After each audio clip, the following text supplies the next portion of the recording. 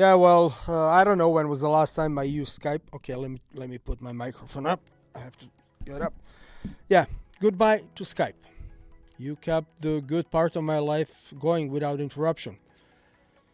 I don't know if I will miss it because there are other things like allies. I think. I mean, you probably use Signal. I use WhatsApp. I mean, you probably use WhatsApp. I use Signal. But anyways, another technical approach existed a long time ago. It might have been one of the branches in alternative history. It's Minitel, and to me, story of Minitel is exceptionally personal as much as my introduction to Apple IIc, which I couldn't afford, but thanks to my bougie hosts in France, I could play with it for a while back in the mid 80s. So luckily Minitel, unlike ridiculously overpriced Apple, was a thing for people not rich, right? So okay, I know one thing has nothing to do with the other. I shouldn't be mixing apples and poms, right? Je m'excuse, Minitel. Okay, so yes, I know. ARPANET was there. I know. Before, but the network was in its baby phase, and it was mostly for military and academia. And on the other hand, the story of Minitel was public and fully functional way before the internet, as we don't know anymore, was.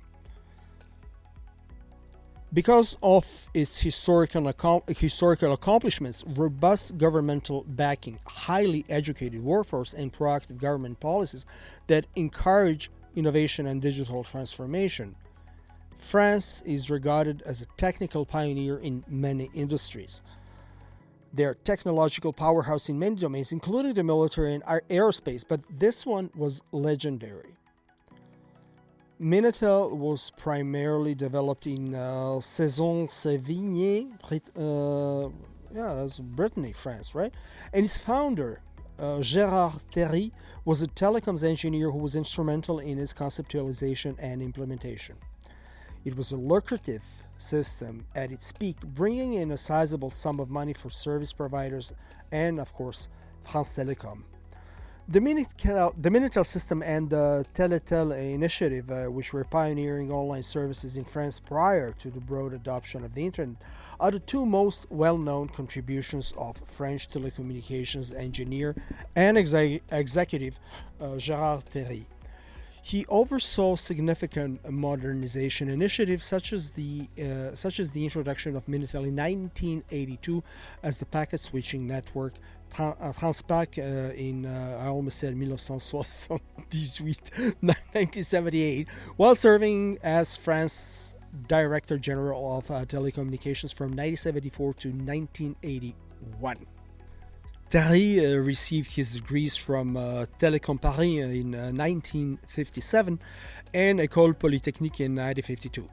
Early in his career, he worked on satellite communications echo suppressors with Bell Labs and submarine telephone cables.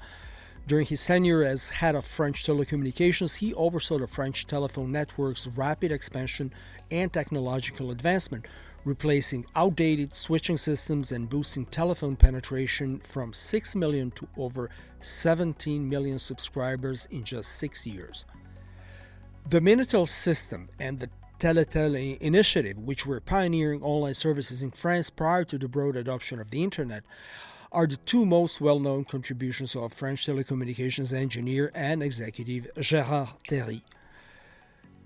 Théry then had senior positions in the commercial sector, such as Renault and Société Générale, and from 1996 to 1998, he was the president of the Cité de Sciences de l'Industrie. He controversially claimed in his book Autoroute de l'information report from 1994 that the internet was not well suited for commercial services. Okay, so it wasn't a book; it was a report. I don't know. I haven't seen it yet. A claim that was ultimately shown to be untrue. In addition, he oversaw the French government's effort to solve the year 2000 or Y2K computer issue. At the age of 88, Gérard Théry died in Paris on July 18, 2021. For his services to French telecommunications, he received accolades such as the Commander of the Ordre National du Mérite and Officer of the Legion of Honor.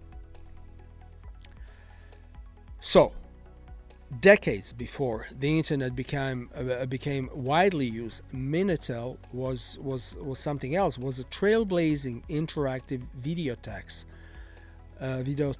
I guess, a service that bundled a terminal with a screen, keyboard, and modem. And this allowed users to access a range of online services, including dating, train ticket reservations, mail order shopping, phone directories, and messaging. In 1980, exactly, the system underwent trial testing in the northwest French region of Brittany in the beautiful port city of Saint-Malo, historically a bastion for privateers. Only 2 years later, it was commercially introduced throughout France. And to promote uptake and lower the expenses of printed phone books and directory help, the French government gave out millions of Minitel terminals to phone users. 3 years later, thanks to my father, I was there embracing the opportunity to not only live permanently in one of the world's most desired nations, but also to see firsthand the tech revolution. Millions of terminals were given out for free or at a reduced cost to families, quickly becoming widely used. Prior to the widespread use of the internet by almost 10 years, and it was one of the earliest mass-market online services in the world. By the mid-1980s, millions of users accessed thousands of services including messaging, online shopping, train reservations, and chat. It became culturally significant in France, even spawning online dating and adult chat services like Minitel Rose, and maybe many, quotation marks, steamy literature about the time period were written long before Tinder. In any case, it was a lucrative system at its peak, bringing in a sizable sum of money for service providers and France Telecom. Let's compare the two. So, the government-owned PTT, or later France Telecom, launched Minitel in France in the early 1980s. In contrast to the internet, which was developed from the ARPANET and uses TCP/IP protocols to support multimedia, hypertext, and high-speed broadband connections, Minitel had a system called Videotex that was accessible through dedicated terminals. Now, I must admit that I would really like to see some retro Minitel stuff brought back to life, similar to what we have now with all computers like the Commodore 64 and ZX Spectrum. And yes, if you didn't know, Commodore 64 was originally Canadian. Let's go Canada. So Minitel system was black and white and had integrated modems like a 1200 bps download and 75 bps upload initially. It had a menu-driven text-only interface made for slow typing. Subsequent choices included printing and color. The internet is accessed through a variety of channels including dial-up, yes, that sound still makes me nostalgic, broadband, Wi-Fi, fiber optics, and mobile networks. Web browsers provide multimedia, video, and interactive information. Minitel's menu-driven, text-only interface was made for slow typing. Later versions introduced color and printing. Once again, through Minitel terminals or emulators, users dialed local access numbers to establish a telephone line connection. Online phone directories, white and yellow pages, mail order shopping, chat rooms, online games, train and airline reservations, and information services were all available. Contrarily, the internet offers a wide range of services such as websites, cloud computing, social media, email streaming, e-commerce, gaming, and more.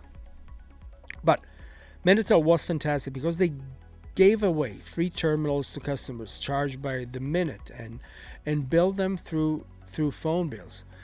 The money they made was then distributed to the service providers. However, as is well known, there is no centralized billing system and internet access is primarily free, with the service being subsidized by advertising, subscriptions, and e-commerce. While the internet is worldwide and multilingual, and first dominated by English, it does support extensive localization. And Minitel, on the other hand, was predominantly in French, and it was intended for French-speaking consumers with some multilingual access. The internet today has billions of users worldwide and is still growing. At its height, there were roughly 9 million Minitel terminals and 25 million users, again primarily in France and other European countries. Even if the internet is becoming quicker and faster, Minitel was incredibly slow at first. As I indicated earlier, it was only 1200 bps. Later, it reached almost 28,800 bps, and ISDN was restricted by telephone structure. While the internet is a decentralized network that allows pretty much everyone to publish content and establish services, Minitel was a closed proprietary network with controlled access. Global communication and interoperability across platforms and devices are also made possible by universal protocols. And at the conclusion of its life, Minitel was linked to a few other videotex systems and permitted restricted access to the telnet and internet email.